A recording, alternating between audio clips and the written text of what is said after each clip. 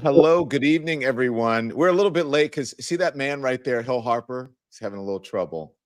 I think it's a, what do you say? Okay, boomer with the technology. But we'll talk about all of it. We're happy to have Hill Harper. We're happy to have Abe Gurko. So thank you, everyone. Good evening to Lemon. Welcome to Lemon Live. Donald Trump and JD Vance are really, really, really weird. Everyone's using that word, right? They're weirdos. That is a new Democratic talking point, party talking point, being circulated to define the former president and the historically, did you guys know this guy is historically unpopular VP ahead of November? That's what they're trying to do. So will it work?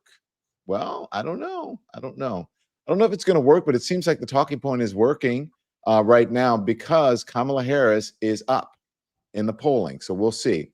I'm so lucky to be joined by an incredible panel here to break down all of today's developments.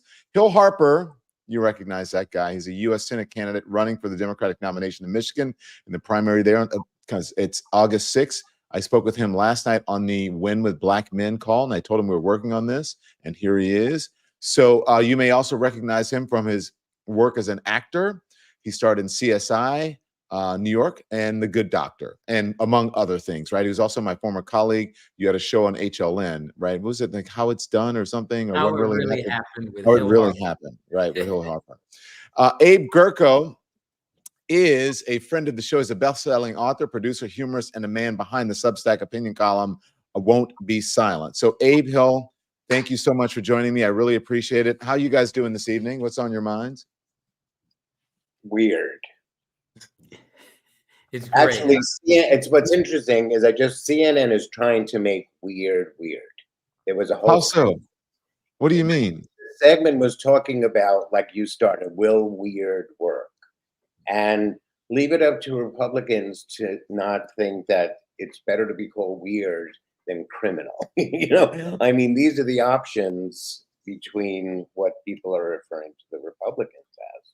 Yeah, but if you think about it, you think about the things that they're saying, the couch and all of that. I mean, that is a little bit weird. It is a little bit weird. Here's what we're going to talk about today. These are our topics. We're going to talk about the weird. We're going to talk about Kamala Harris, the vice president and presidential candidate, surging in the polls. Democrats pivot to weird, right? JD Vance, buyer's remorse. I don't know. Does Trump have buyer's remorse? And I have been saying, I believe that he's going to replace him, or at least try to. And how Harris and Harper win in Michigan. There we go. That's what we're going to discuss, how Harris and Harper win in Michigan. Also tonight, I think it's very important. We had Brad Bauman on Friday. You know, they're doing the white dudes for Kamala Harris call tonight. And I think everyone should try to call in. White, black, Puerto Rican, everybody, just a freaking, everyone should call in. They've got a lot of people, and she needs help among all demographics, okay? So let me give you a little context before we go to these guys, if you can be patient. There's 99 days. We're within the 100-day, right? We're inside of that. 99 days to go until the election in November. Kamala Harris is surging. We have new numbers to prove it's not just some Democratic, like sugar high, or like some dream, like, oh my gosh, she's Republicans, as Republicans are claiming. She is actually surging in the polls. An ABC News Ipsos survey of 1,200 adults released on Sunday showed that Harris's favorability rating stands at 43%, 8 points up from 35% favorability rating just recorded in previous polls, a previous poll conducted before President Joe Biden ended his 2024 campaign. Can you believe that, right? So I think that voters were waiting for something. Democrat, independent, even Republicans who wanted a different choice. I think that they were waiting for something, and now they think Harris, they believe Harris is that something that they were waiting for. The number of people who hold an unfavorable view of the vice president has also fallen from 46% recorded in the previous poll published last week to 42% in Sunday's survey. So by comparison, Trump's favorability rating has fallen 4 points between the two surveys, from 40% to 36%. The previous poll was conducted in the week after Trump was confirmed to be the GOP's 2024 nominee at the Republican National Convention in Milwaukee, and following the assassination attempt against the former president. Okay, so that is our background. Now we're going to I had to get that out of the way so everyone knows what we're talking about. Hill, welcome, brother. What do you make of, what do you want, momentum? You know, I think that there's no question. I've been traveling across the state of Michigan talking to voters. Folks were frustrated with their choices that they had at the top of the ticket. And so to get a breath of fresh air and an opportunity to literally investigate and march forward, and I'm talking about Democrats, obviously, to march forward with a candidate that brings new life, new energy to this election. I think it's very important. And so I don't think that the data is wrong at all. So, I met Kamala Harris in late 2007, when Barack Obama asked both of us to go down to Iowa and stump for him for the Iowa caucus. He felt at the time that he couldn't win the primary election against the then established candidate, which was Hillary Clinton, unless he could win Iowa. And so he marshaled all the resources, all his relationships. And I was born in Iowa, and so had a lot of relationships down there. And so, she asked me to contribute to her book. Eventually became friends, asked me to contribute to her book, which I did. And then I hosted her first Southern California fundraiser. I was shooting a show called CSI New York at the time down in Southern California, and hosted her first for when she ran for Attorney General. And at that point, it's up on my social media. It was 15 years ago. I said, you're looking at a future president of the United States. And I really believe that she can win this. I believe that she has the experience that's necessary. I do believe that there's some challenges that she needs to overcome, and an opportunity. I see it more of as an opportunity, particularly from my viewpoint here in Michigan, and particularly vis-a-vis the Arab and Muslim community, which we kind of talked about last night, which we can get into later if you want to. But I believe she can overcome those challenges, and I do think we need to get into that. But I think we need to also get into the misinformation, because a lot of it has been spread about her. And I was listening to my brother D.L. Hughley this morning on his radio show, and I love D.L. Hughley. Right, when he believes he's wrong, he says I was wrong, and he apologizes.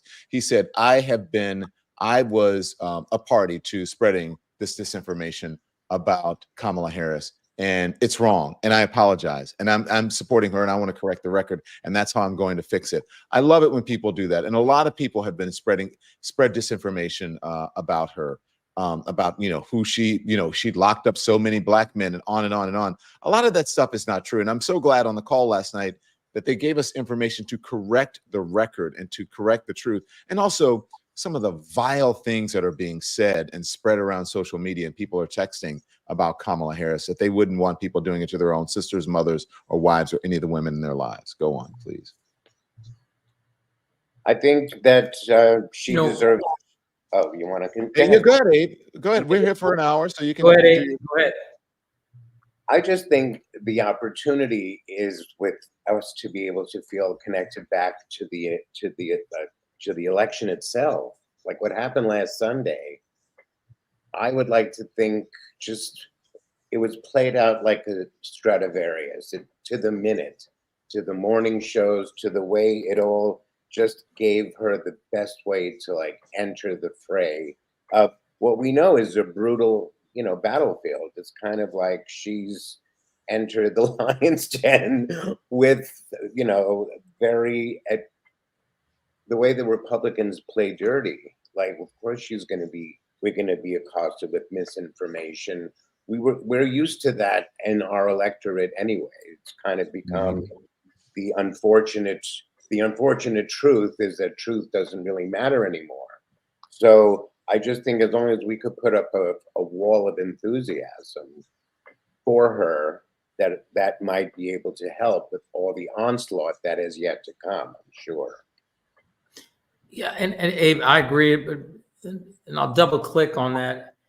She's extremely well prepared. I mean, and that's the thing. I mean, her level of experience, having been in courtrooms, having been a prosecutor, she's very well prepared. I mean, you're talking about someone who was attorney general of the largest state in the country, someone who was a U.S. senator from the largest state and most populous state in the country, someone who was also a local prosecutor, arguing in front of juries and jury trials, and then to be 4 years under arguably the most experienced president the United States has had in history. And so, you know, there's a level of experience that she has that is there and without question, and a level of preparation, I think, that is there that puts her very well suited to handle the onslaught of whatever negativity comes. Right. And the good news is that we're in such a condensed time frame that she gets to reintroduce herself. Look, did she say things in the past that people are sending me, like all the naysayers? But who doesn't have to kind of clean up some certain aspects of what they might have said on a campaign trail? I just think that she gets a chance to reintroduce herself. All eyes will be on the DNC in a different way than it would have been in kind of what would have felt more like a funeral. I said right away, like, it's kind of like would be feeling like we'd just be sitting Shiva, which, you know, was kind of, there was no, I said that the first day at the debate, and I feel like we dodged that bullet at the DNC. But then why are we so down? Like, you know, today I had a day, I guess it's the weather, it's raining here in New York, but you know, and we sound, I think we sound down in this conversation. I think that Democrats, and not just Democrats, because listen, I'm an independent, okay? But because being a journalist and working for a major news organization, I felt like I should not be a part of a political party, because that's how it's done, right? That's what needed to have been done. But now I can say how I feel about politics and about politicians. And another Trump presidency, I think, would be a disaster for this country and for the American people. I think it's different, though, because the way that they're targeting her, they're against her own people, right? And you know, maybe it's a good strategy, but I think they're using especially black men. And as a black man, it's insulting the amount of disinformation that's out there and what they're saying about, you know, what she's done to black men and why black men are allegedly so attracted to Donald Trump, because he's a criminal record and he would know how it is to be mistreated. Hill, as it was said on the call last night, that Cahill said, if you had 34 counts against you, right, and if you were found guilty, and we need to be careful with that word, you know, convicted criminal, right, because that turns some people off. But if you had that, and you had all these other things and charges, if you were found liable for sexually assaulting a woman, would you be able to travel freely around the country on your own jet, speaking to people freely and moving freely without even having, you know, been sentenced yet, and may not even face prosecution? Would you, as a black man, have that sort of freedom? Is that relatable? Go ahead, Hill. What do you think? I mean, no, but I think I think that tact or that line is just to talk about is somewhat of a distraction. Go on. I mean, I think that people already, he's already shown who he is, and he's been that way a very long time.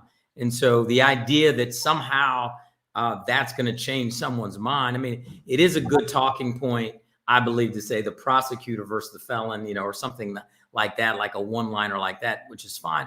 But more importantly, it's about fundamental values of who and what kind of world you want to live in. And I think we make the mistake of trying to label people, because if you come to me and talk about someone who's a past felon, or I want to be, I mean, listen, I'm my candidacy is about the ability to expunge records. You know, I'm running against somebody who didn't support the Cannabis and Expungement Act. You know, I want to expunge. There is no pathway to federal expungements. I'm all about returning citizens. My last book was called Letters to an Incarcerated Brother, about how do we solve the mass incarceration crisis. And so you're absolutely right. We understand that when you're a billionaire in this society, that you're able to travel and do things that other folks have no ability to do, and you experience a level of benefit that other people don't, because that's the world we live in right now. But I think that we do ourselves a disservice if we start getting away from just fundamental values, human rights. What is the right thing? It's the same thing I asked my 8-year-old son. What is the right thing to do in this moment? And certainly, if you just ask that simple question, the right thing to do is not elect Donald Trump for a whole host of reasons, not the least of which are some of the ones you mentioned, but getting bogged down into the 34 felony counts and comparing that to whether a black man, if he had those counts, would be, to me, that takes the conversation in a different way. It's like, who is going to be best for your life in this country and in your kids' lives moving forward? I agree with you. Hill, I agree with you 100%. I'm just saying that comparison is insulting. That's it. And I agree with you.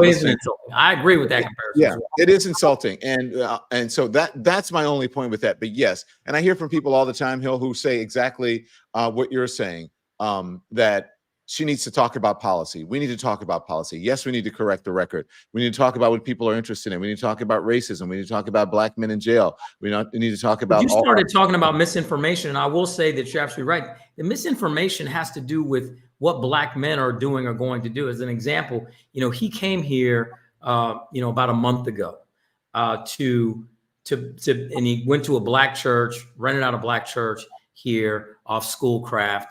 And in Detroit, I'm in. For those who don't know, I'm sitting in Detroit right now. So when I say here, I'm talking about Detroit, Michigan. And where were the black people though that day? Well, this is my point. And so they tried to say that black folks, black men, are gonna support him. It's just not true. It's not true. And I went there to protest him coming, just because I didn't want him coming unchecked, coming to our community when he had just 3.5 years ago called us liars and scammers, and that there were more votes than people and 200,000 votes need to be thrown out. You try to disenfranchise a whole group of people and voters, and then all of a sudden you're here trying to ask for their votes.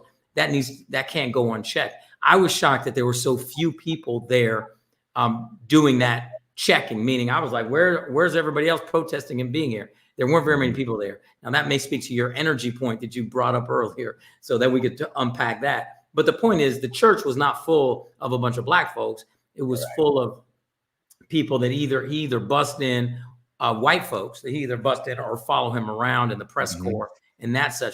There's not a groundswell of support for him. And it's just like the stuff with the shoes and the sneakers and all that stuff. It's all BS. No one cares about that. People are trying to figure out how they're going to pay for food. They go to the grocery store and it's over $100, $200, and they have barely anything in their cart. You try to fill up your gas tank and it's over 100, but they know there's collusion happening and something's happening that's punching them in the face, and they know he's not the solution to that. Well, Hill, here's what I want to say, and I want Abe to weigh in on this, because I think Hill and I are on the same page. Abe, I'm wondering if you're on the same page, because I said my commitment once Kamala Harris became the nominee, right, when Joe Biden dropped out, I said, now we need to focus on Kamala Harris. We don't have to focus on Donald Trump. I believe that Donald Trump and MAGA are over-indexed in media coverage. And I think that, rather than focusing on the negative, right, you don't focus on your enemy or on your detractor. You don't distract people with that. You focus on the positive and the person that you want to focus on. So by correcting the record, that's focusing on Kamala Harris. By talking about her accomplishments, that's focusing on Kamala Harris. By talking about what needs to be done and how you get it done, that's focusing on the positive in Kamala Harris rather than focusing on Donald Trump. Do you think that should be the strategy for all media and for the Harris campaign? Well, right out of the gate, her two iconic things that we can already attach to her is using the word freedom as part of her conversation, which is not only having the Beyonce song, but I'm just saying it's between that and her slogan, "We're not going back," speaks about that without saying his name. And that's why whoever is doing all of her marketing is just so genius, because it gives you an opportunity to talk about things that really matter. And mattering to me is one of the most important things that we all have to find in our lives. So voting for her, for me, matters. And the fact that she's using freedom instead of saving democracy. I mean, the whole idea of saving democracy to me is almost becoming like, when you see that you have a criminal, you have a 34, he's been found guilty for 34 counts, walking around. Is there really, what is democracy? It's almost like an idea, whereas your freedoms are what matters. And what I've been saying from the beginning is, if you're a one issue voter, then you're going to vote really you're going to vote. It was before for Joe, but it continues to Kamala. Whether it's women's rights, gay rights, health care. If you're on my age group, Social Security, you vote. You're what's on the ballot. Well, let me talk to you about that because, on this call last night, we had Terrence Woodbury, who was on this show last week discussing the very issues that we're talking about now. And also someone who texted me today talking about the white dudes for Kamala Harris tonight said this, talking about the money that they raised. They raised about $400,000 so far, and there are like 100,000 people signed up for that call tonight. Also, they said she needs to focus on the economy, jobs, wages, prices.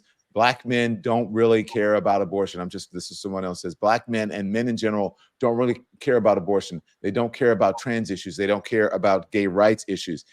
And I believe that, I don't believe it's that drastic. I believe that those issues are just not at the top.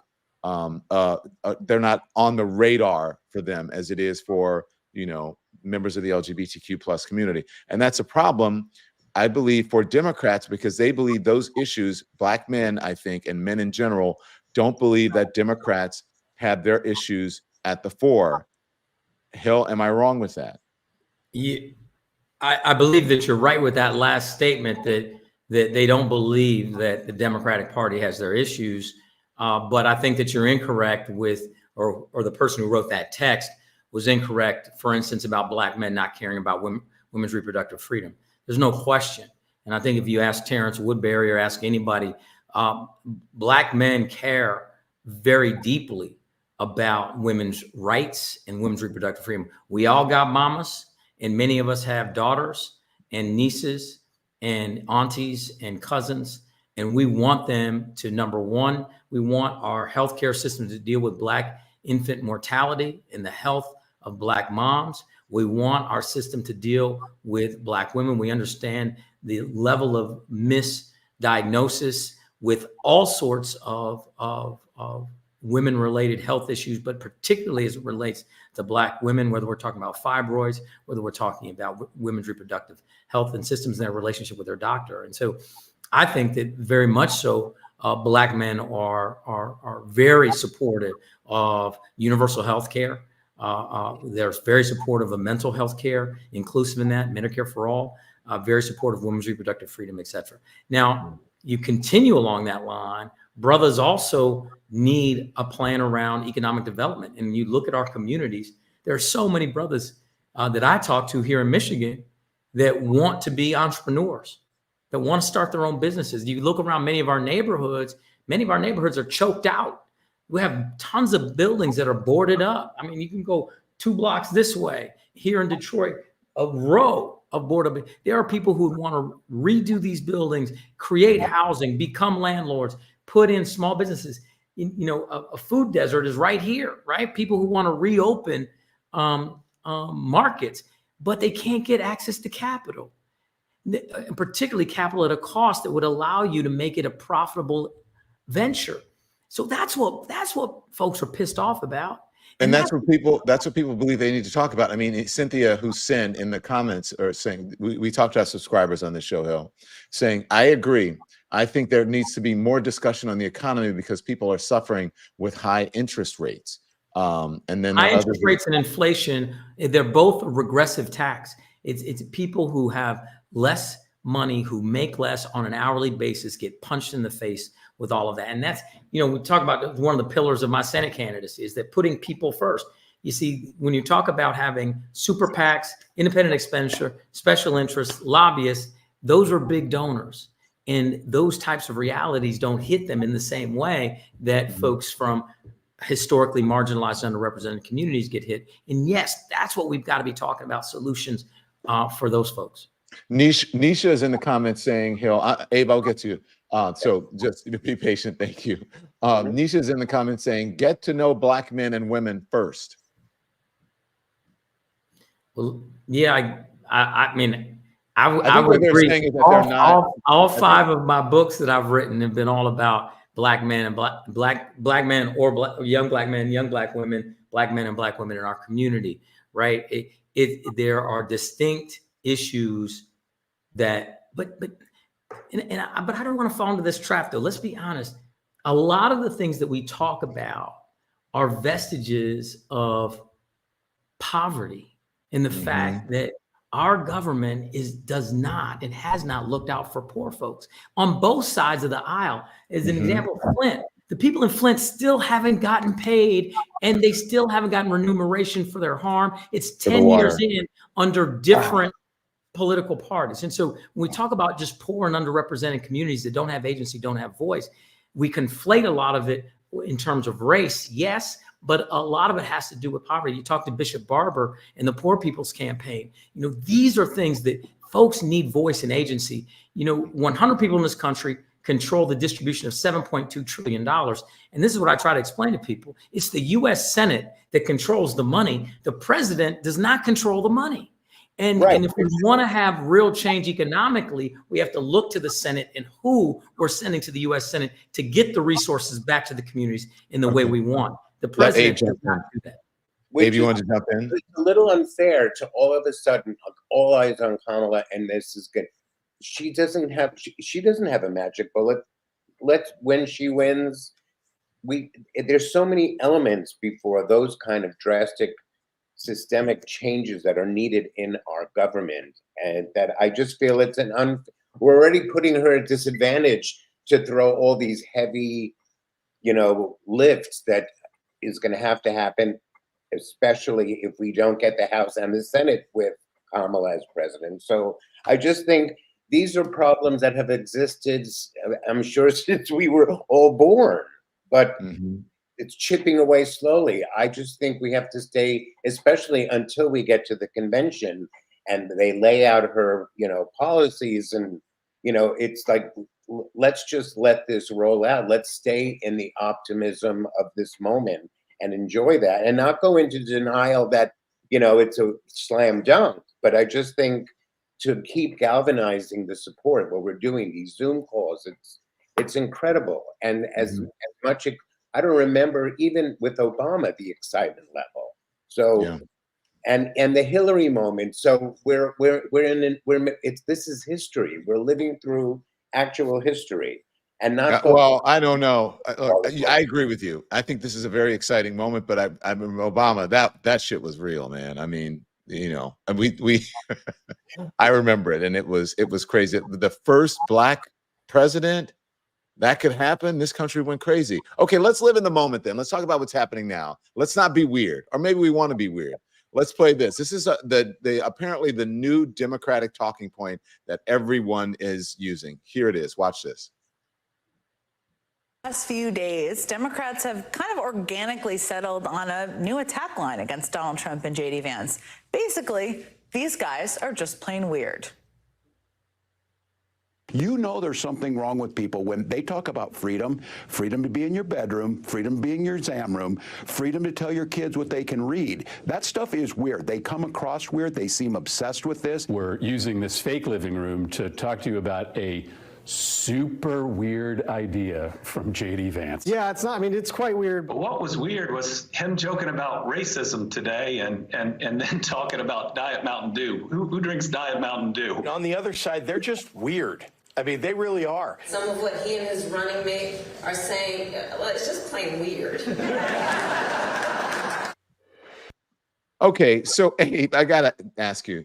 I know that you have these thoughts on the VP Harris's VP pick because you penned this piece about it, right? And you said apparently the weird attack is seen to be so potent that now even outside PACs are putting together ads referencing it, and some more aggressively than others. I want you to take a look at this ad. This is from Won't Back Down Democratic PAC. Watch this. Us MAGA Republicans banned abortion, but that's just the start. That's just the start. If Trump gets elected, we want the government involved in all aspects of your sex life. Way more involved. Way more involved. When you have sexual intercourse, it should be illegal to use contraception. No pills, no condoms. Your genitals are reserved for procreation. If you freeze 12 eggs, you should be required to have 12 babies, or else you're a serial killer. And I'm definitely not a serial killer. Are you? My son monitors my porn usage to make sure I'm not self-pleasuring. Just like Speaker of the House Mike Johnson. That's true. You can look it up. Don't you think that's normal? Yeah, I do. It's normal for your son to do that. You should have a family member monitor your porn use too. Because pleasuring yourself is very, very naughty. I'm voting in November. I'm voting in November. We're all voting in November. Are you? Because what happens in your bedroom is up to me. Is up to me and my son. Also, mouth stuff is a sin. Okay, Abe, that's weird. You wrote about it, so go on. I'll give you the floor. I think we are at a point where just traditional advertising no longer is going to work.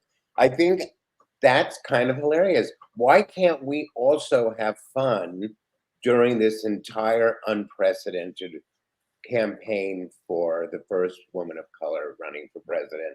You think that works? You don't think people are going to find it a little weird? I think, look, if weird has become like a strategized talking point, which clearly it seems like it's not just coincidental, I think it's funny. And I think funny should be allowed to just be funny. I don't know how long that should run, but I think it's kind of for social media. I think that's going to have its own life of its own. I don't think they're going to run that on ABC during prime time. I think that's specifically designed for your TikTok, Instagram, kind of, not even Facebook. But I think that I get what they're trying to do. They're trying to show that there are so many perverts that are going to be voting for women's issues that should that'll scare people into voting for Kamala. The thing is, though, is that I mean they've adopted this as a talking point. And what do you both make of it? Hell, I want to know. Do you think it's okay? Do you think it works? Look, you're in the middle of a campaign, and I'm sure it's heated. And they do campaign ads about you. But what do you think of that? That one's a little. I got to say, it's a little weird. To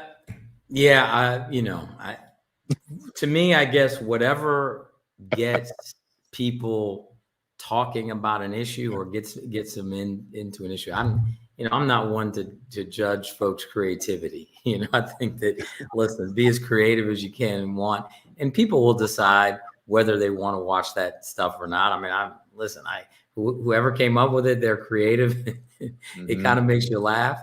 And so there's nothing wrong with that. I was, long before this campaign, I'm trying to think back, it was a number of years ago, I came up with this idea of the Great American Musket Company, because I was trying to make the point about, the fact that we should ban AR-15s and semi-automatic, automatic rifles, bump stocks, etc., making the point that, the Second Amendment argument that folks make. And when I was in Harvard Law School, we talk about the Second Amendment all the time. The point is that it's a completely different technology that's not covered by the Second Amendment. And so I was talking about muskets and the fact that it took you 3 minutes to load a musket. So that was what an arm was when we said that everyone has the right to bear arms. They didn't say everyone has the right to kill 50 people in less than 20 seconds. And so, when we talk about this stuff, coming up with perhaps clever ways in or ways to talk about it, I think is totally fine. I mean, right.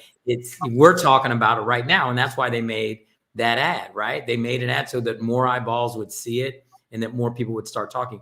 The biggest problem we do have is voter apathy. The biggest problem we do have is the fact that there's a much larger group of people who don't vote than do vote. And bringing people in, however we can meet them where they are, bring them in. I just did a song where I'm rapping, about people owning their vote, So any way you can try to engage people and make sure you connect with them, I think it's fine. Okay. I don't think that was the one. That was I think that was the ad from the Democrats. And then we have Tim Walz.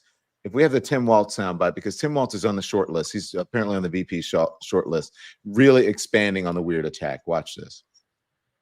Just weird. That's who they are. So it isn't much else. Don't give them the power. Look, are they a threat to democracy? Yes. Are they going to take our rights away? Yes. Are they going to put people's lives in danger? Yes. Are they going to endanger the planet by not dealing with climate change? Yes. They're going to do all that. But don't lift these guys up like they're sometimes the heroes. Everybody in this room knows, I know it as a teacher, a bully has no self-confidence. A bully has no strength. They have nothing. The fascists depend on fear. The fascists depend on us going back. But we're not afraid of weird people. We're a little bit creeped out, but we're not afraid. But look, and then as you heard this, and one day ago, a poll came out and showed Kamala Harris up 10 points and Donald Trump getting his ass handed to him here in Minnesota. Sorry. But he's here today in the state of hockey to complete his trifecta. He lost in 16, he lost in 20, he loses in 24.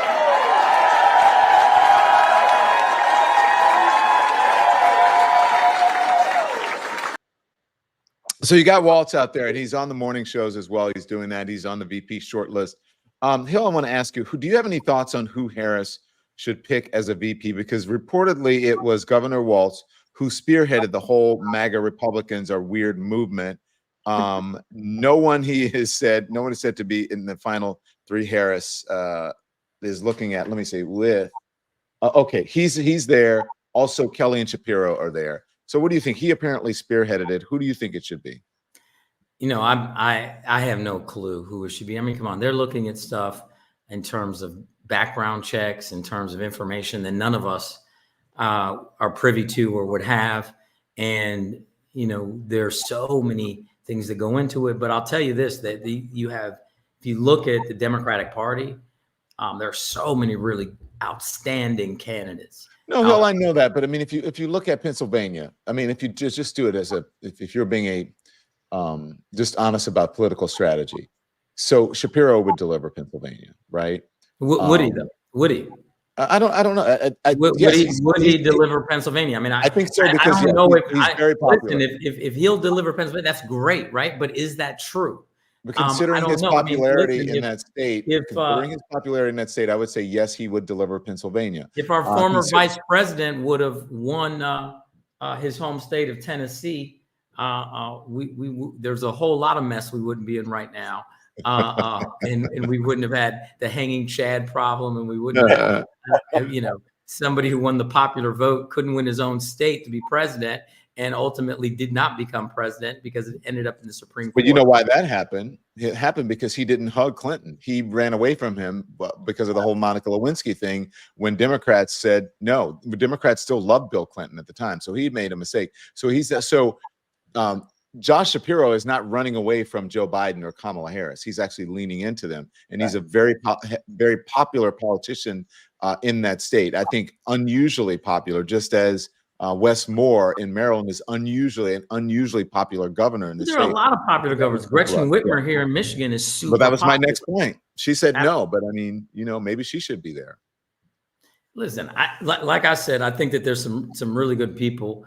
I mean, listen, if you see how smart and deft Pete Buttigieg is, the way he can tear down people in an eloquent, super smart way. I mean, there's a lot of good people out there to choose from. It seems to me, it's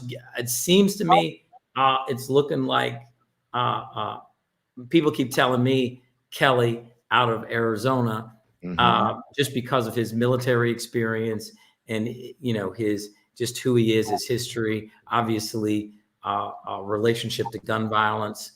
There's a lot of things that in this moment make him a very attractive candidate, I think. But again, I've been so focused on my race here in Michigan, I haven't had the ability or time to think about the candidates. I don't know enough about them. I don't know what's happening in Pennsylvania. So I know a lot about Michigan, but I don't know a lot about other places.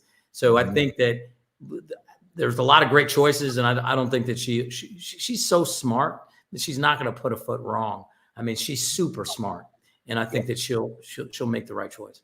Okay. And there's no guarantee that the vice president would have an impact one way or another on the race. I just think. Hey, do you think the bottom of the ticket matters more now? Because usually it doesn't. Do you think it matters more in this election?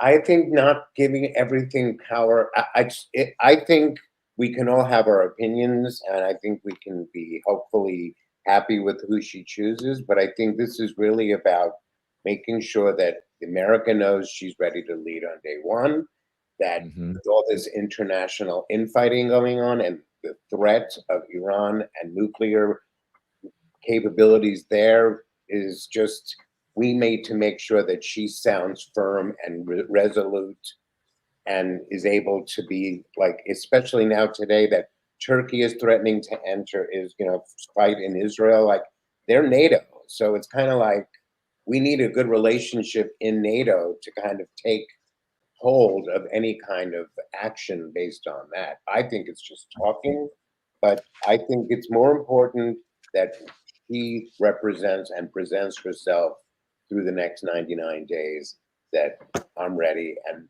this person that I've picked is someone that we can do this together. It's less about giving the power away from her, in my opinion.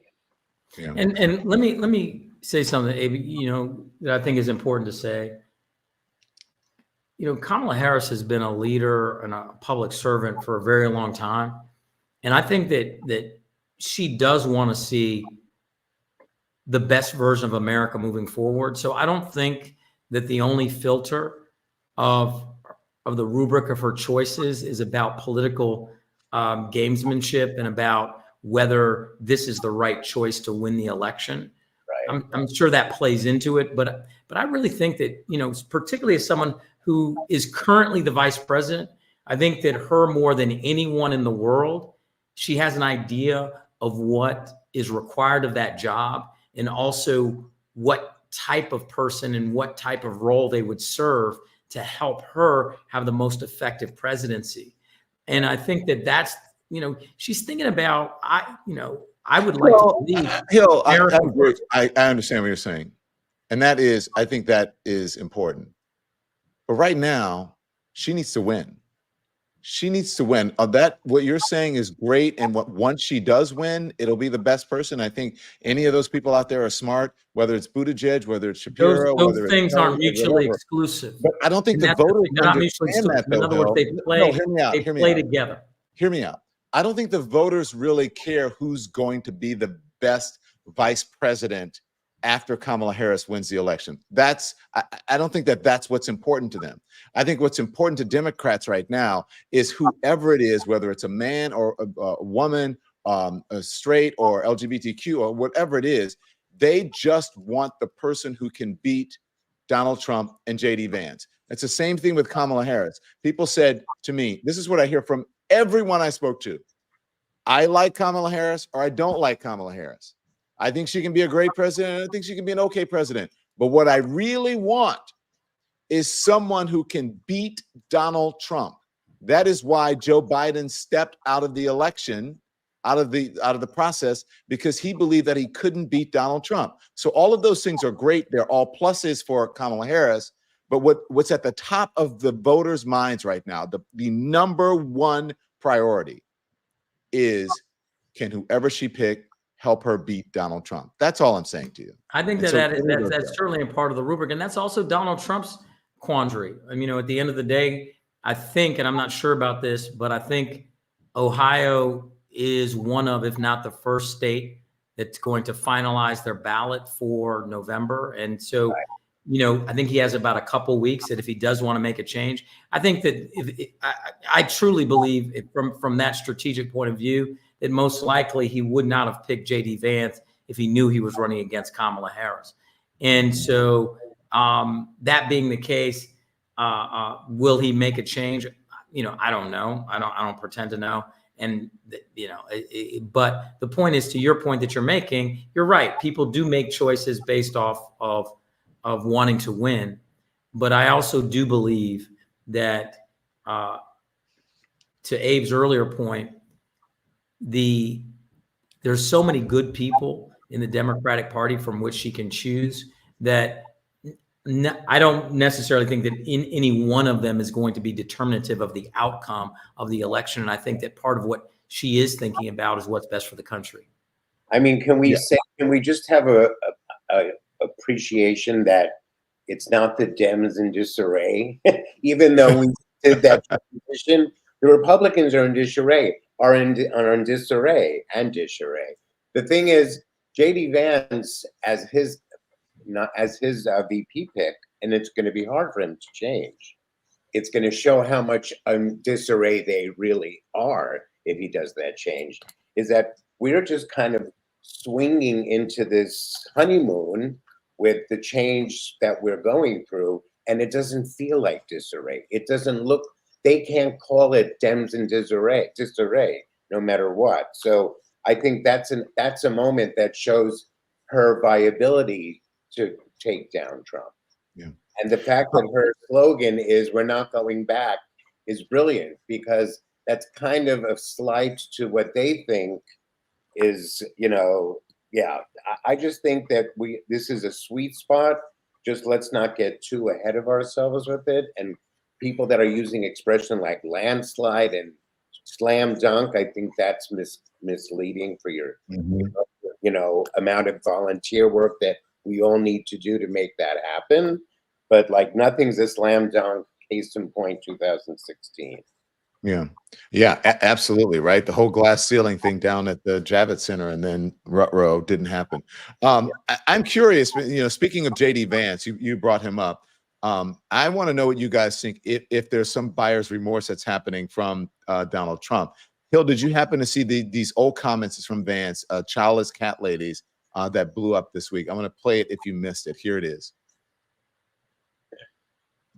Look, what I was basically saying is that we're effectively run in this country via the Democrats, via our corporate oligarchs, by a bunch of childless cat ladies who are miserable at their own lives and the choices that they've made, and so they want to make the rest of the country miserable too. And it's just a basic fact. You look at Kamala Harris, Pete Buttigieg, AOC, the entire future of the Democrats is controlled by people without children.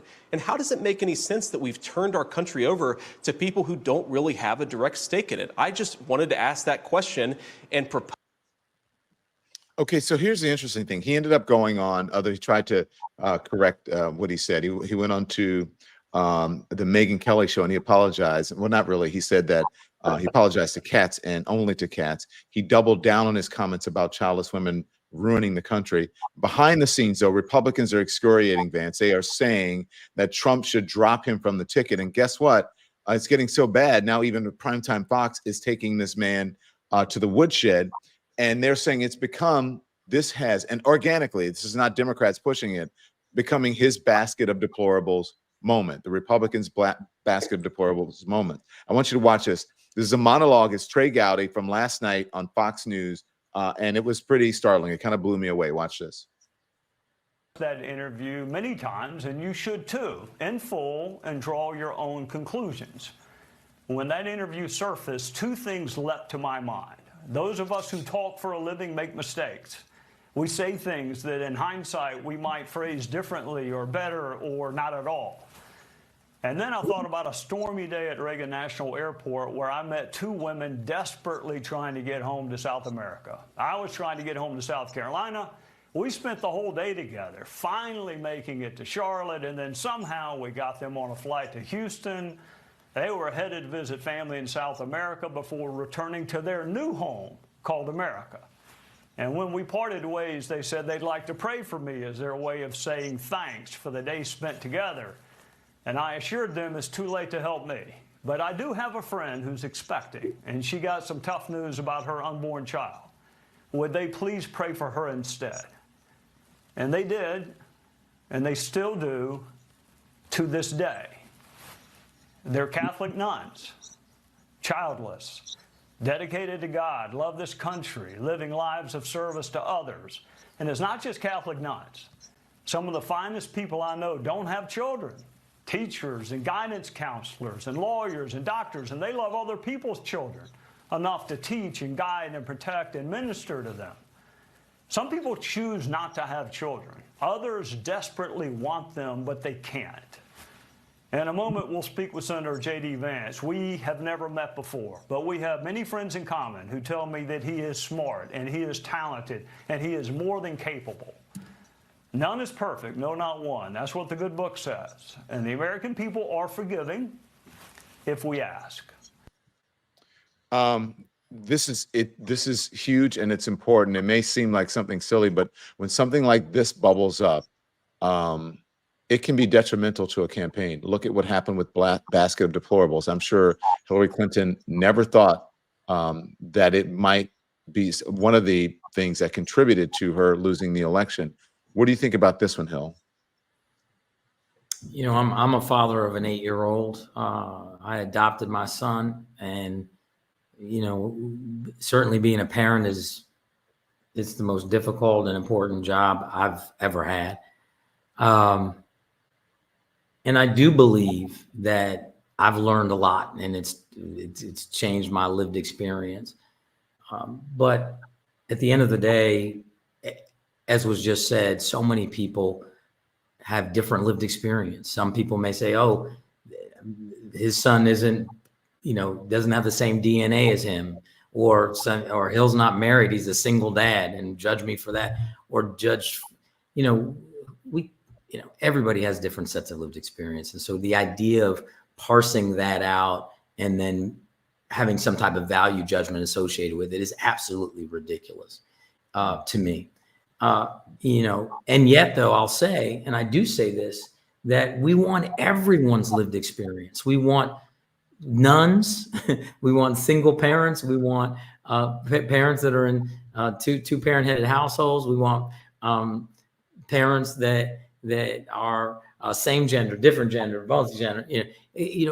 Everybody's lived experience is valuable and should be a part of the fabric of our government. I believe to have multiple voices involved. You know, I say all the time when I'm out here on the campaign trail that if I'm elected to the U.S. Senate, I'd be only one of 2 parents of an elementary age child in the United States Senate.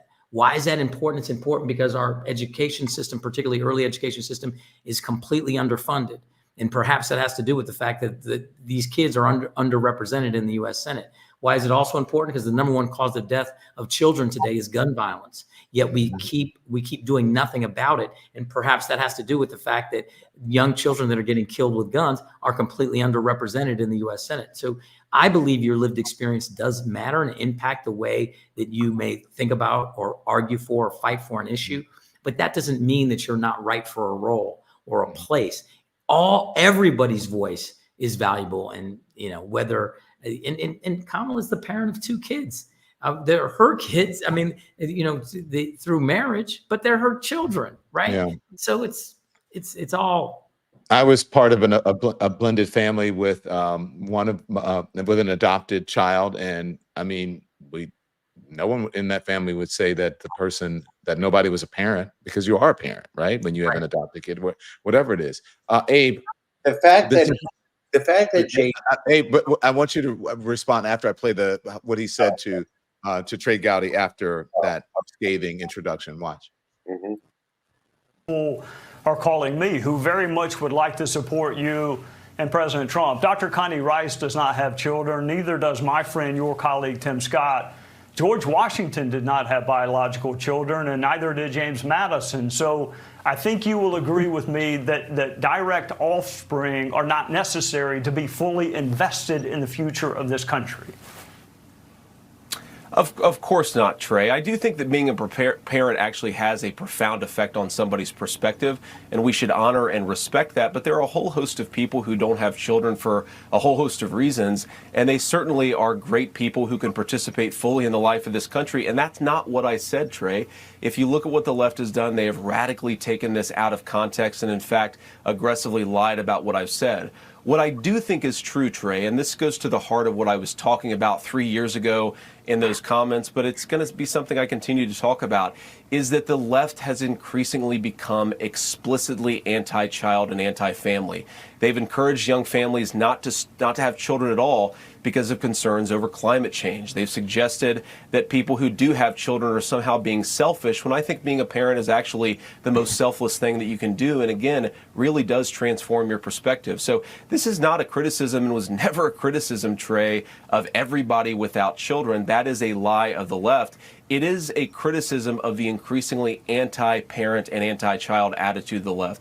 There's one more thing I'm going to say on this, Trey. I think a lot of parents and a lot of non-parents look at our public policy over the last 4 years and ask, how did we get to this place? How did we get to a place where Kamala Harris is calling for an end to the child tax credit? How do we get to a place where we were masking toddlers years into the pandemic? I think it's because we radically underrepresent the perspective of parents in our public discourse. I'm going to keep on calling that out because I think it's important for parents to have a voice, and I'm proud to be on the ticket with President Trump. I think we get it. All right, Abe. So we get it. I mean, he's deflecting there, you know, and it's he's deflecting there. So do you think the childless cat ladies, is that his basket of deplorables moment? Is this going to stick?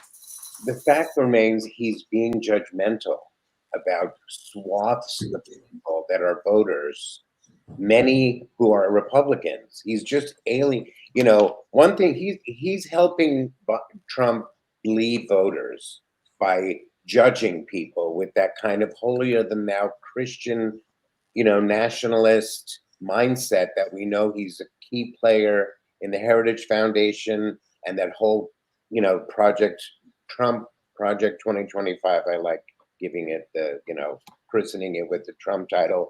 But it's like, hey, everyone puts their foot in their mouth on the campaign trail.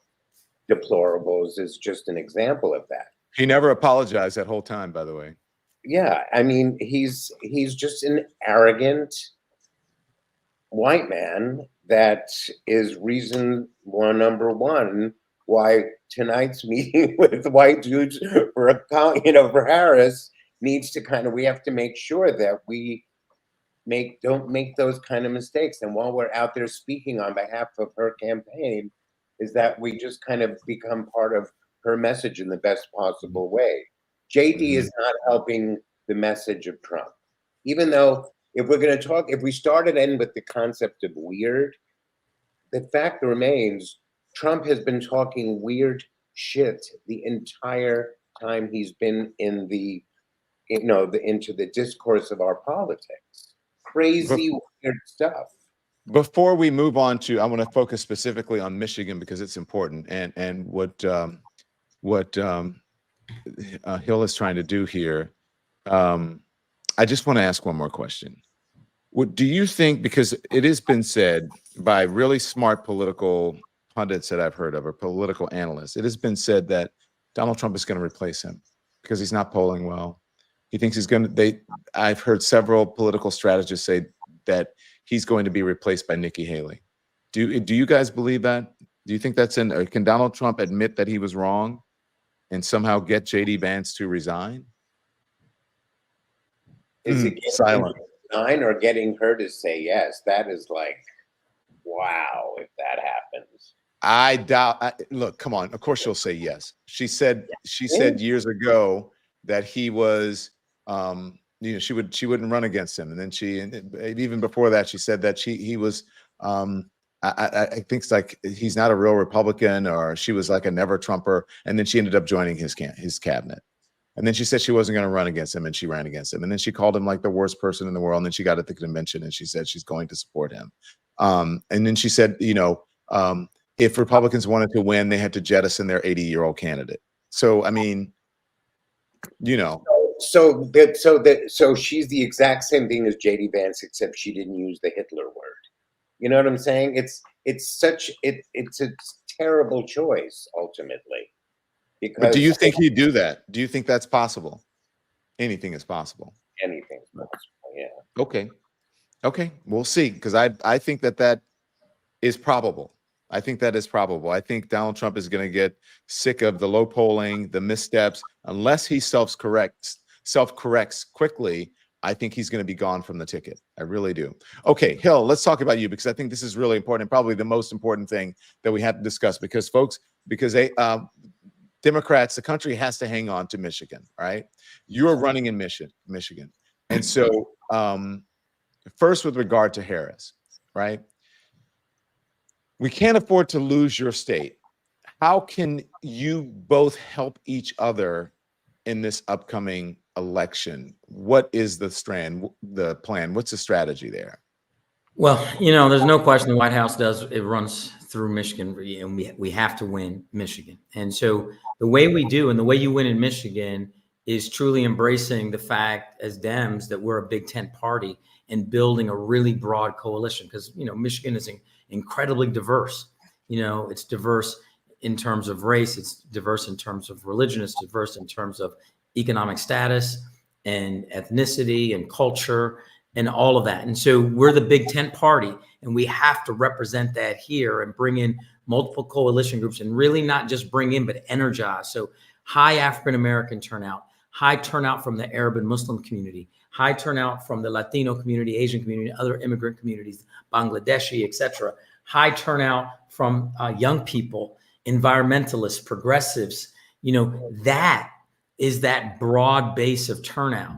And we can do it. And the reason why our campaign lines up so well with the Harris campaign is because that's what we've been doing. Our whole campaign has been turning out these voters, and many of whom are not necessarily likely voters all the time, because they felt they've been left out by both parties. And this is why there's a huge opportunity here, I think, for the Harris campaign. What does that look like? If you looked at what happened with the uncommitted movement and a massive, and for those of you who may not know, one of the largest populations of Arab and Muslim folks in the world is here in Michigan, and outside of the Middle East. And there was a movement afoot around the presidential primary that happened in February called Uncommitted, where they actually ultimately won 2 delegates because there was a big turnout. And that was a movement that was extremely critical of the Biden administration's treatment of Gaza, and not willing to push and call for a ceasefire, and willing to allow a policy that they think was very anti-Palestinian. And so this is an opportunity for candidate Harris and the Harris campaign to not inherit that. Organically doing nothing, that will be inherited. But actually taking the reins, doing, I think it was a great step, not attending the Netanyahu speech and presiding over that. That sends a great message to that community. And so I think that we're going to be able to work together and turn out large numbers of African-American folks, because the excitement, I've become the first Black senator in the history of the state of Michigan, which would be making massive history, and it's a huge deal. And also, I have a lot of support from the Arab and Muslim community. All of the leaders basically in that community, for the most part, have endorsed me. The largest organizations like Engage and APAC, the American Arab American Political Action Committee, and AMPAC, the American Muslim Political Action Committee. How are you doing? Because for the presidential campaign, the polls are tied. It shows that, they're neck and neck. It's like 50-50. And the difference maker is going to be these communities. It's going to be young people turnout. There's a massive number of young people here in Michigan that are very engaged in these issues, right? And if you're right on the issues of the environment, right on the issues around the Middle East and Gaza, if you're there. Can I just say, that community has to vote for their best interests as Americans. So are they going to bypass when it comes down, like, they'll vote for you, and great that you've been able to galvanize that. But in terms of the Kamala vote, that undecided mindset is like, do they not care about the environment? Because that means if Trump wins, because we lose Michigan, that's on them. It's like, it's having them understand how being a one-issue voter as Americans is who you vote for. Abe, Abe, all due respect, I think that's a very arrogant way to talk about that voter and talk about that community. When you're talking about a vote around human rights, around civil rights, around saving lives, around genocide, that is about the best of America. That is about what we should be representing internationally. And that is about what it is. It's not saying you're a one-issue voter and ceasefire is your only issue. It's about saying saving lives and what is the best version, what is America, what do we stand for, and what is human rights. And when Nelson Mandela was fighting against apartheid, and I was at Brown University, and I did a sit-in at Brown University to get divestment.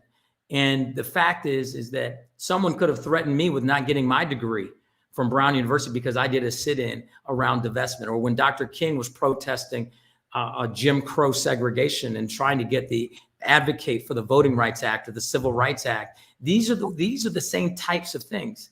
Injustice anywhere is a threat to justice everywhere, no question about it. And so I think that if Dems come with that kind of arrogant point of view that you just stated, then that's a loser. But is that arrogant, or is that just reality? Because if you think about it, the alternative is worse for them. Yes, that's what I don't understand. And it's the Well, same thing. I mean, listen, I've been in a meeting. I'll let both of you get in. You can say what you want about what I'm about to say. Hill, I'm going to let you finish. Let me get my point. I think the alternative is worse for them because you had at least you have someone who at least is trying to bring light to the situation that's happening in Gaza. And as we understand, foreign policy is very tough. It's a tough needle to thread. I've had this very same conversations with Jewish folks where they say, I'm too pro-Israel, I can't. But then the alternative for Jews and Israelis, it's worse with Donald Trump. So I don't understand the logic to me, it sounds like a protest vote from both sides, which does them no good.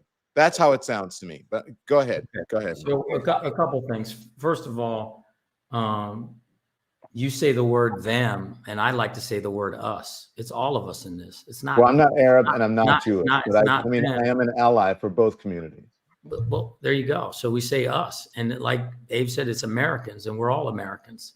And right. What is best for this country? And so when I say this, and you may disagree with this, but I was in a meeting with 14 leaders from Arab and Muslim community. And we were talking through a lot of issues, not the least of which was Gaza. And it was said in the meeting to me, listen, there are folks in our community that would rather be stabbed in the face than stabbed in the back. And I understand that. I mean, listen, I understand that sentiment. I'm running as a Democrat in Michigan and have carried water for the Democratic Party for 20 years, but I'm not the establishment Democratic candidate choice. And so in many ways, I'm, feel the Democratic Party stabbing me in the back sometimes in this candidacy. And, so a lot of times, and you understand that as a Black man, when you're down in certain communities and you know who's wearing the robe and they have their interest, but then someone's smiling in your face, but then treating you the exact same way.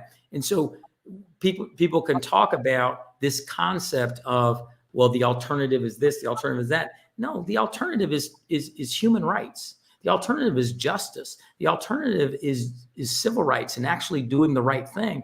And ultimately, and it's not about picking sides. It's about saying, what is the right thing to do in this moment? It's actually what I said way before. And the right thing to do is ceasefire. There is no good war and there's no bad peace. And if we as Democrats wrap our head around that and advocate for that clearly, truthfully, everybody can fall in line. Because you know what? You're saving everyone's lives, not just a okay.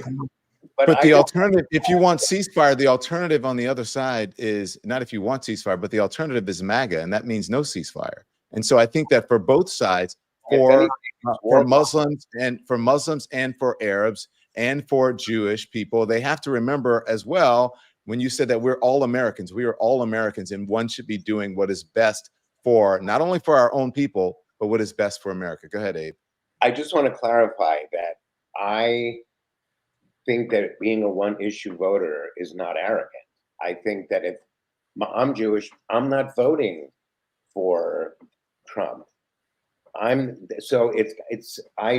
feel that if the idea of a one-issue voter, if they decide that their one issue is something that has nothing to do with the outcome of the presidency, because it's such a margin, and Michigan is really important. So if you've been able to get them to come around to understand that you as a Democrat have their best interest, that's great. But Kamala does not have their best interest. You know what I mean? And I think she does, I don't know, I just think it's an uncomfortable reality that people are willing to sit out the most important election, which I know we say that every 4 years, but for this moment in American history finally deliver the first woman president, to me, is critically important for this country, especially because the option is Trump. And that's exactly why I said this is an opportunity. It's an opportunity for the Harris campaign. It's an opportunity to lean in this way and bring these voters in. It's not the voters' job to sit back and try to figure out how. It's the job of the campaign to say, hey, we have your best interest at heart. This is why, and laying out from a policy perspective why we will fight for you. We won't stab you in the back. We will actually advocate on your behalf. We will do things in the right way. And that's why you're making my point. It's exactly what I said. There's a potential that she inherits Biden's problems with this issue, but there's also a wonderful potential that she can clean the slate, and it's an opportunity for her to do that. And I'm willing to partner with her in doing that here in Michigan. Yeah, I mean, interesting to see what her policies are once we get through the convention, right? Abe, did you hear her response after her call with Netanyahu when she said, we support Israel, right? But also we cannot turn away from the atrocity that's happening in Gaza. We can't turn away from that. And that infuriated Netanyahu. Just to be clear, I don't think Netanyahu should have been here. And to be also clear, I like that she responded to the violence we saw on the street throughout Washington, D.C. I want peace as much as anyone else, based on having lost those 12 kids the other day, because this war is still going on. It would be nothing better than us seeing the hostages out and then Israel done. So until the cart horse thing, when are the hostages going to be released, especially instead of one by one, they're getting the dead ones are coming out 5 at a time. I mean, I think that's equally horrible too. It's absolutely horrible. And let me just be clear about that. I do not. In this all these months, it's an afterthought. So let's just get the hostages, end this, and then just hopefully kind of figure out what's next. But again, I don't think this election should be about that one issue, because Americans need what you were talking about, advantages for people of color and all the things that we still have here, issues in America to figure out. We're letting the eye go off on the international ball when that, to me, should not be the number one issue. But what I'm saying is, and what I've said is, I don't think these communities are one issue voters. They are multiple issue voters, but all of these things impact each other. And let me be very clear. I am completely anti-terrorism, completely anti-violence. The fact of what Hezbollah just did is horrific. That, terrorism and terrorists need to be ended, period. Now, we can talk about the idea of whether carpet bombing and killing innocent civilians is the correct strategy to do that. And obviously it's not. Yes, the hostages need to be returned. And there's a much higher likelihood that happens in a ceasefire scenario. And that's why I'm an advocate for ceasefire. And I'm advocate for humanitarian aid in massive amounts going there safely to folks in Gaza. Because at the end of the day, where I'm sitting right now, Detroit is about 148 square miles. All of Gaza is about 148 square miles. Just imagine everything that I look to my left and my right is flattened. And then also start counting people and say 1, 2, 3, 4, 5. You're either dead or you're injured. 1, 2, 3, 4. Dead or injured. It's horrific. Or you're starving or you're dehydrated. It's horrific. And we have to be honest about how that, but so is terrorism. Terrorism is horrific, right? But you do not get to peace through a bullet and a bomb. You just don't. I don't believe that. That's why I say there's no good war, there's no bad peace. And I believe talking to voters in this way and saying, listen, we hear what we see, what's happening. And the fact that she talked about not turning a blind eye, I think that's very important. And so there's an opportunity here. And I think that's the main point I'm trying to make. There's an opportunity to bring these voters in and help win the state. Go ahead, Abe. What do you want to say?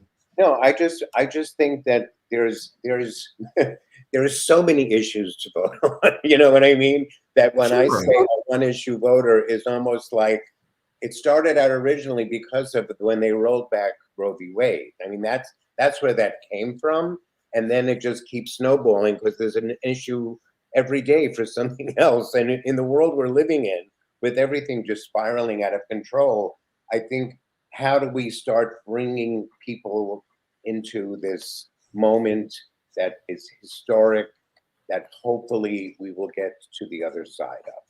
And Well, here's what I think that something as far away as a war outside of our own borders, like there's wars here. I mean, look at January 6th. We have the capacity to have like kind of violence here. We're seeing violence in the streets here. So I don't know. I think I'm optimistic that this election will have the turnout that I'm hoping for. And I would like to think that wars will just one by one start ending like today. Wouldn't be nice if the hostages were released and then it comes to an end, so that it's not what we're voting on in November. You know what I mean? I can't imagine that we're still having this conversation in November. Who wants this thing to happen? You know, nobody. Well, let me say this. Am I a one-issue voter? I'll leave you guys with this. Yes, I'm a one-issue voter. There are many issues that I care about, but for this election, I'm a one-issue voter, and that one issue is the Supreme Court. Because I think if we vote for the wrong person, the Supreme Court is lost, and our country is lost for generations. And that means the rights that you and I have as Black men, as a Jewish man, as a gay man, as whatever, I don't know if we'll necessarily have those rights. And so for me, that one issue is the Supreme Court. And so I know there are other things that are going on in the background that affect a lot of people, that may not affect me, and it may not affect the other people. But I think if we're voting to keep our country intact, and we're voting to keep some sort of balance on the Supreme Court, and I know that Joe Biden, or President Biden, is behind the scenes trying to fix that. And I don't know what he's going to do, but he's awfully quiet. And I think that may be a good thing.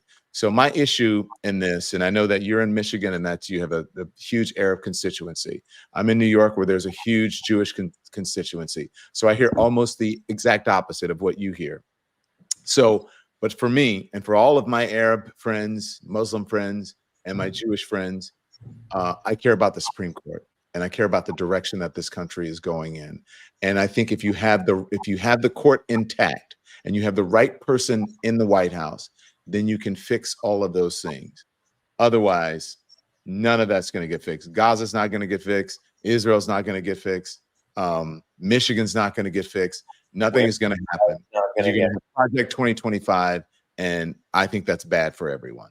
So that's where I leave it. Final words. I want people to know how they can help you in Michigan, Hill Harper. You know, certainly the best way to help, we have just, 8 days until the primary, and we need to educate voters to get out. So please, if you go to hillharper.com and donate, it's a huge help to us, because we literally repurpose that money onto a lot of Black radio, a lot of radio across the state to educate people, number one, what a primary is, and number two, when it's happening, because the GOTV money doesn't get spent until October, basically saying save the country. But who gets on the ballot for November is decided in August. And a lot of folks don't know it. They come up to me and they're like, man, I'm gonna vote for you in November. I'm like, well, if you don't vote for me in August, you're not gonna vote. I won't be on the ballot in November. So any financial help from anyone out there at hillharper.com for our campaign is huge, because we're able to then repurpose that out to reach out to voters to get them to vote. Because remember, sadly, the largest voting constituency in our country, in our state, is folks that don't vote, and folks that don't even know to vote. And so we have to energize people to vote. And Don, I'll just finish with this. The first three words of the Michigan Constitution, the first three words of the U.S. Constitution are exactly the same. Say, we the people. It doesn't say we the super PAC. It doesn't say we the special interest. It doesn't say we the politician, or we the political party, or we the big donor. It says we the people. And we have to start electing people to these offices that put people first. And that's what I'm talking about. Whatever issue we're talking about. You know, I have dear friends that are rabbis that I love, that are my friends that are Jewish, and folks from Jewish Voices for Peace, and all sorts of folks that are Jewish. This isn't a Jewish Arab thing. It's not a thing about poor versus rich, black versus white, Christian. It's about humanity. It's about what's the right thing, what's the best thing for people, what's the right thing to do in this moment and any other moment moving forward.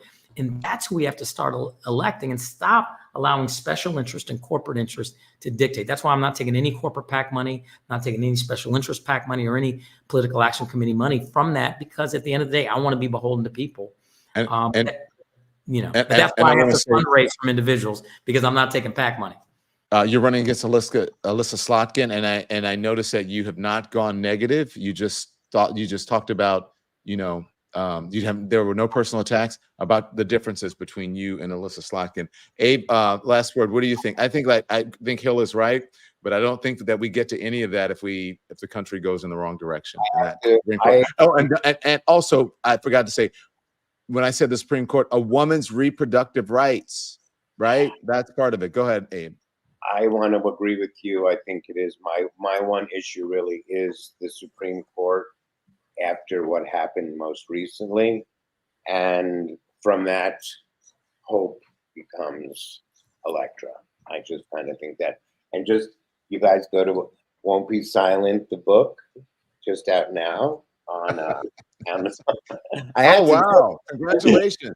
It's my equivalent. I sent it to you. I don't know if you got it yet, but I haven't gotten it, but I can't wait to read it.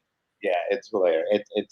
I'm proud of it. But yeah, I wish you luck, Hill. It's, we're all trying to just do our best. I think for the people who are here, really just trying to make a difference. Like the subtitle of my book is "Don't Stop Till It Matters." It was my journey to find why I'm here and speaking out, and it's my whole platform. It's a documentary coming out in October. So I think all of us, whatever your goals are, is to just be a good person and be the best you can be. And that's where I come from. You guys are amazing. Thank you. Make sure you hit the thumbs up before you go, everyone.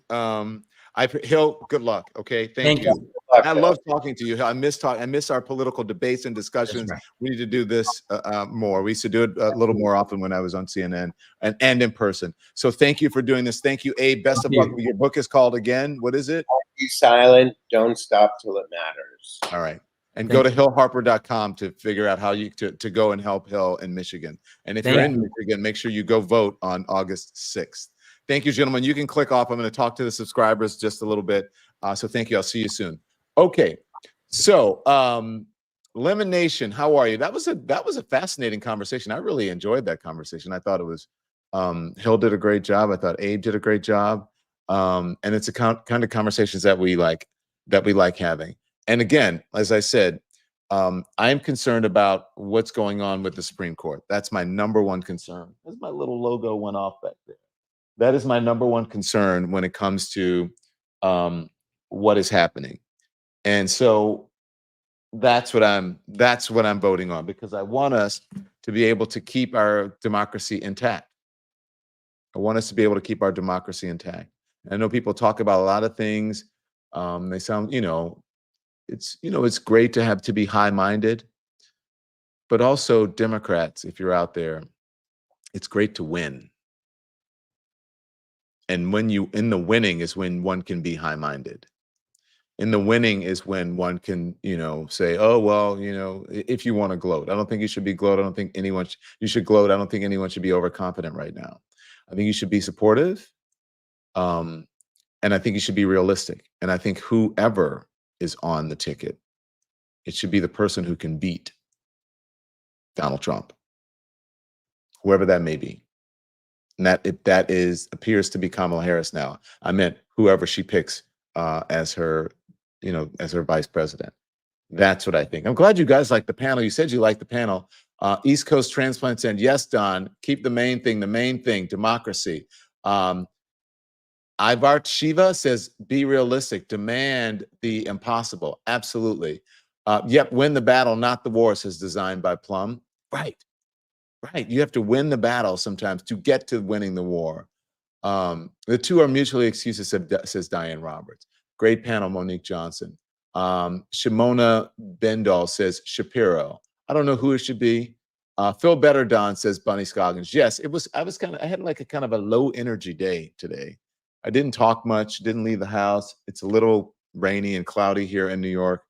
And so, you know, I was just feeling a little down. You guys helped to cheer me up. But make sure you go. Please go pre-order the book. I'll start putting a link in the chat. But go pre-order the book. Go on Amazon. It's called "I Once Was Lost: My Search for God in America." It drops on September 10th. And I think it's important. All the issues that we discussed on this panel today and that we've been discussing on this program, I write about those issues in the book. I Once Was Lost: My Search for God in America. So make sure you go pre-order the book. You will love it, love it, love it. If you want to be a lemon head, you want to be part of the Lemon Nation, then you should read the book and go get it, because guess what? You're going to have homework. And right after the book drops, I'm going to start talking to you about some of the stuff in that book. And if you don't know, I don't know what I'm going to do. I'm not going to be happy. I'll be very disappointed. So we'll figure out what we do. So go, that's right. Go Lemon Nation. And Lemonheads, thank you so much. I will see you. Homework, says Freckled One. Sheesh. Yes, homework. It's going to be great. You're going to love it. Okay. I think you are jet lagged. Yes, I do think that. Who says this? Eleanor Pierre. I think I am jet lagged. I've been traveling a lot. I've been doing the most. Okay. So we'll see you. Thank you. Love you. Bye-bye.